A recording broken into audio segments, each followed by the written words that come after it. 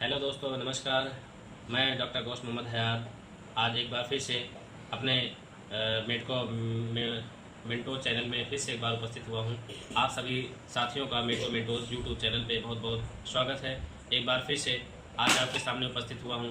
साथियों, आज मैं आपको हेल्थ से जुड़ी हुई जिस तरीके से आपको नई नई जानकारियाँ देता रहा हूँ बीच में पिछले वीडियो में, ठीक उसी तरीके से अब एक नए वीडियो के साथ नई जानकारियों के साथ आप बीच उपस्थित हुआ हूँ। जैसा कि आप जानते हैं कि आप हम सबके घरों में एक सबसे मशहूर पेन किलर के रूप में माने जाने वाला पैरास्टामॉल होता है, जो कि हर व्यक्ति के घरों में पाया जाता है। फर्स्ट एड बॉक्स में सबसे पहली जो दवा होती है वो पैरास्टामॉल की होती है।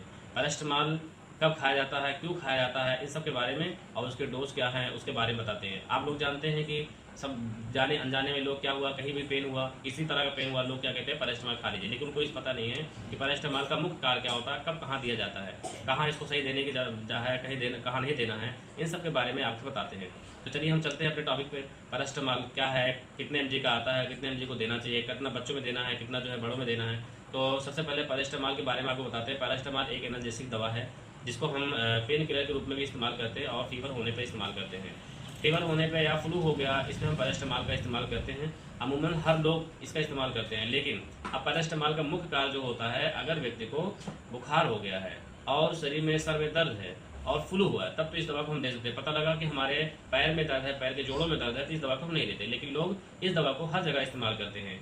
तो पैरास्टामॉल की अब हम आपको बताते हैं कि कौन कौन से एमजी में आती है पैरास्टामॉल। तो पैरास्टामॉल आप जानते हैं कि 500 एमजी और 650 एमजी में आती है। पैरास्टामॉल 500 एमजी और 650 एमजी जो है वो बॉडी वेट के अनुसार दी जाने वाली दवा है। अब आइए हम बताते हैं कि पैरास्टामॉल बच्चों को कैसे दी जाएगी। बच्चों को पैरास्टामॉल 125 एमजी 250 एमजी करके दी जाती है, लेकिन इसका ध्यान रहे कि बच्चों में कितना वजन है, इसको अपने डॉक्टर से प्रिस्क्राइब कराने के बाद ही इस दवा का इस्तेमाल करें। फिर पैरास्टामॉल का डोज क्या होती है बड़ों में, जो हमारे 12 साल के ऊपर जितने लोग हैं उनमें डोज क्या होनी चाहिए। तो पैरास्टामॉल डोज 12 साल के ऊपर में हमें 500 एमजी देना ठीक होगा। 500 एमजी की दवा पैरास्टामॉल की सुबह शाम दे सकते हैं, ज़रूरत पड़ने पर सुबह दोपहर शाम 3 बार दे सकते हैं। और अगर 18 साल के ऊपर की आयु के व्यक्ति हैं, अगर उसमें हमें पैरास्टामॉल देना है तो 650 एमजी भी दे सकते हैं। अब पैरास्टामॉल लोग पूछते हैं कि पैरास्टामॉल कितनी बार हम दे सकते हैं। तो पैरास्टामॉल का काम होता है कि बुखार को कम करना और आपके दर्द को कम करना। तो इसका मतलब पैरास्टामॉल जब भी बुखार बीच में आए तो 2 से 3 बार तो आप दे ही सकते हैं, लेकिन जरूरत पड़ने पर इसको 4 बार भी दिया सकता है। हर 3 घंटे के अंतराल पर इसको हम दे सकते हैं।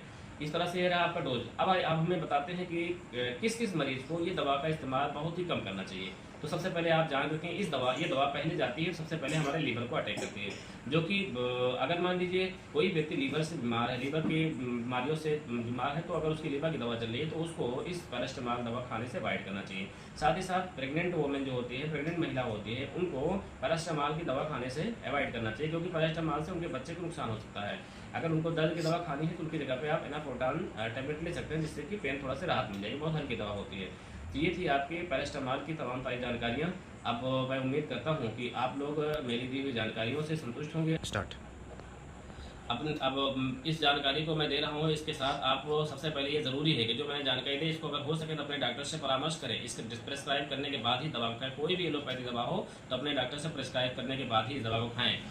और इस तरह से आज की इस वीडियो में इतना ही। आगे जो है, अगर आपको वीडियो अच्छी लगे तो लाइक करें और सब्सक्राइब करें और अपने दोस्तों के साथ शेयर करें। कमेंट में जो भी कमियां हों, जो भी और जानकारियां हों, जो भी समस्या हैं, उनको हमें बताएं, जिससे इसी तरह से हम नई नई वीडियो के साथ आपके साथ उपस्थित होंगे। स्वस्थ रहें और सेफ रहें।